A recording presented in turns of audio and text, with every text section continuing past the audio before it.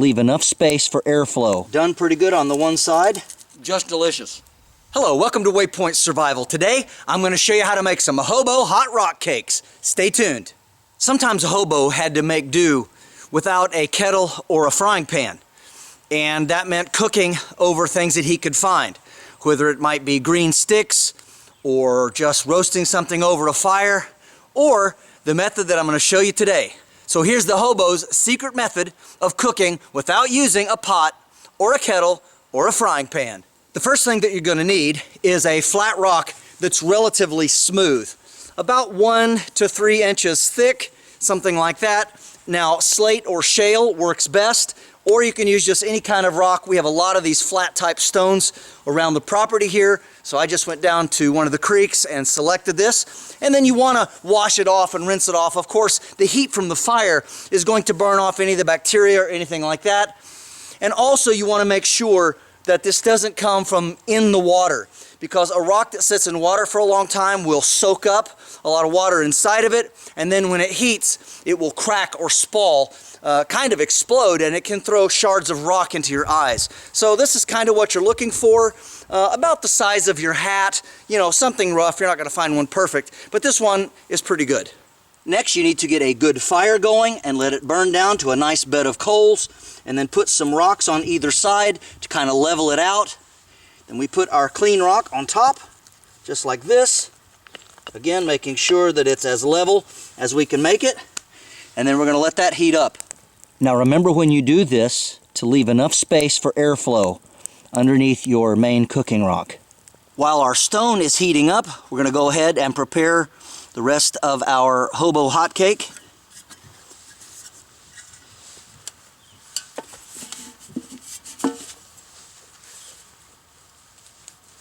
So what we have here is just a bag of cornmeal. I'm going to open it up, and you want to roll it down until it's just about an inch or so above the surface. Make sure it's nice and wide, and then kind of flatten that out real good, just like this.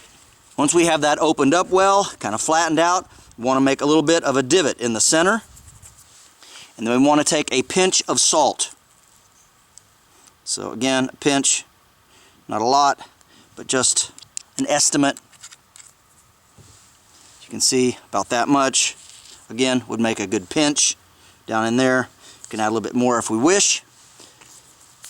Alright, next, we need 1 egg.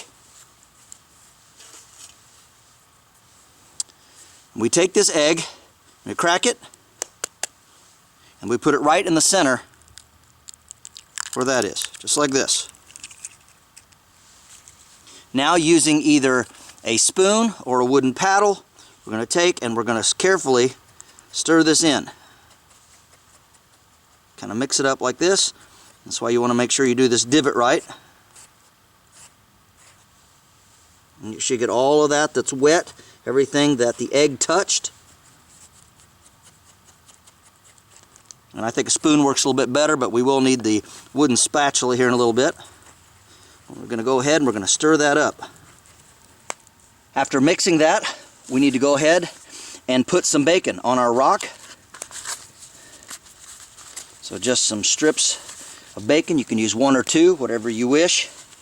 But we're just going to start with just 1. And you may want to go ahead and rub it a little bit. Idea, of course, is to grease this some. You want to make sure it doesn't stick. Get everything in there. That rock's really hot, so be careful. Alright, we're going to lay our bacon right there. Going to let that cook for just a little while. You can do 2 strips if you want. If you're cooking breakfast and you're wanting to eat that, that will be just fine. We can lay another one on there. So after our bacon has fried sufficiently and it's got plenty of grease on here, we can just move it to the side. And be careful, this rock is really hot. And we don't want to lose our bacon, and putting it to the side over top of this other rock will actually help keep it warm. And then we take our cornmeal and everything that got wet from the egg, we go ahead and gather that up. So you just do this with your hand. It's fairly easy to do. Gather it like this. You may have to get down in there and and pick up a few pieces. There might be a little bit left in there that's still damp from the egg, but you'll be able to feel it in your hand because it will feel a little damp still. Now you can either make one large one or a couple of small ones, and you need to remember that this is only about a ½ inch thick, so we don't want a really great big huge cake out of this. This is just a small single serving. Now we just place it right in the middle where all that wonderful bacon grease has been cooking. It's nice and saturated in there. Kind of pat it down. Again, be careful not to touch the rock. You can use your paddle here and you kind of pull it in and kind of shape it a little bit better. And some of that grease will also help it stick together a little bit better. Just like that. Now on average, this is going to take you about 12 minutes or so to cook. And when the cake kind of smells like popcorn and starts to smoke a little bit, that's when you want to flip it over to the other side. Alright, looks like it's done pretty good on the one side. It's sticking together real good. Yeah, it's not even burnt. It's nicely cooked though. Alright, we'll give it a few more minutes on the other side. Now, important thing to remember is you need to make sure that this rock is really nice and hot. So you're going to have kind of a longer burning fire, and you want to set this up ahead of time before you cook your breakfast. When you first get up, make sure and get this rock heated up to the right temperature. Okay, well, I think it's done. Feels nice and solid. And let's flip it over. Let's look at the other side. Oh yeah, it's nicely browned, and it's not falling apart on us, so that's really good. Of course, we've kept the bacon nice and warm by keeping it on the outside of the rock. And of course, this cake would taste better with butter and some jam or jelly, something like that. But even without that, just by itself, this would be a wonderful meal for a hobo to enjoy. Easy to fix, doesn't require a whole lot of ingredients, and as I showed you, just real simple to put together and to cook. One last little tip. The thickness of this rock is very important. 1 to 3 inches. This one's a little on the thick side, and it takes a lot longer to heat up a rock of this thickness. So the thinner it is, the quicker it'll heat up. The other problem with a very thin rock is it can crack on you from the heat. So those are just some things to keep in mind. All right, let's check it out. For a plate, we're just using the top of the pot. Works really well. Of course, here's our bacon, nicely done. And there's our easy cake that we made. Just perfect for a hobo's supper. Before we eat, we've got to be properly thankful.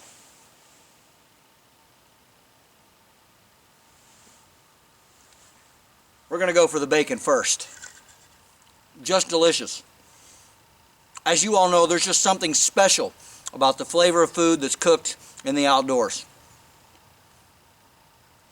Wow.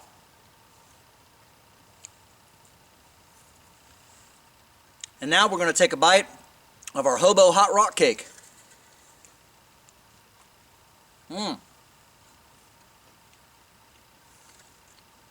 Well done all the way through. You can see that right there. It's cooked really good.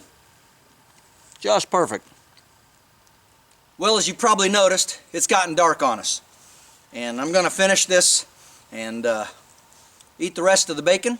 Got one more piece left down in our lid here, our plate. But I hope you enjoy this. I think you will like it. It's so simple, so easy.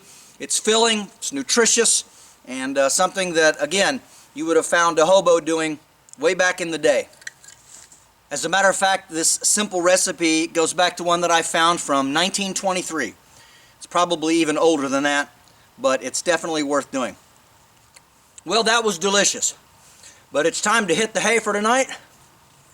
Thanks for coming along with me again on another one of our early camping cooking videos. This is James Bender for Waypoint Survival. If you like this video, please give it a thumbs up. Also make sure and check out the links in the description box below just under the More button. While you're down there, you'll also find our waypointsurvival.com link. This is where you can sign up to take survival and bushcraft classes at our beautiful training facility in Southern Ohio. And if you haven't already done so, please subscribe to the channel. We'd really appreciate it. And when you do subscribe, make sure and press that bell button so that you can stay notified of all of our upcoming videos, and we'll talk to you next time.